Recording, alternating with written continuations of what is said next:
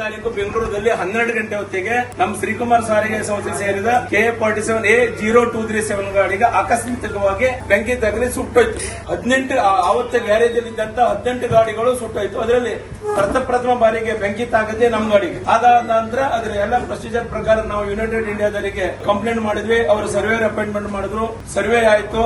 Surveyor ನಮ್ಗೆ phone ಮುಖಾಂತರ ಹೇಳಿದ ಪ್ರಕಾರ 26 ಲಕ್ಷ ಇನ್ಶೂರೆನ್ಸ್ ಇತ್ತು, ನಿಮ್ಗೆ 25 ಲಕ್ಷಕ್ಕೆ ನಾವು ರೆಕಮೆಂಡ್ ಮಾಡಿದ್ವಿ ಅಂತ ಹೇಳಿದ್ರು. ಇಲ್ಲಿವರೆಗೆ ಹೆಚ್ಚು ಕಡಿಮೆ 2 ತಿಂಗಳ ಕಳೆದೋಗ್ಬಿಡ್ತು. ಈಗೆಲ್ಲ ಆನ್ಲೈನ್ ಯುಗ ಆದ್ರಿಂದ ಇಮಿಡಿಯೇಟ್ ಆಗಬೇಕಂತ ಕೆಲಸ ಸಹ 2 ತಿಂಗಳ ತಗೊಂಡ್ರು ಯುನೈಟೆಡ್ ಇಂಡಿಯಾದ್ರು. 2 ತಿಂಗಳ ನಂತರ ನಿಮ್ಗೆ 25 ಲಕ್ಷ ಸ್ಯಾಂಕ್ಷನ್ ಆಗಿದೆ, ಬರುವಾರದಲ್ಲಿ ಸಿಗಬಹುದು ಹಿಂಗೆ ಹೇಳ್ತಾ ದಿನ ಕಳೀತು ಹೋದ್ರು. ತದನಂತರದಲ್ಲಿ ನಾನು 3 ದಿವಸ ಹಿಂದೆ ಹುಬ್ಳಿ ಆಫೀಸಿಗೆ ಹೋದೆ.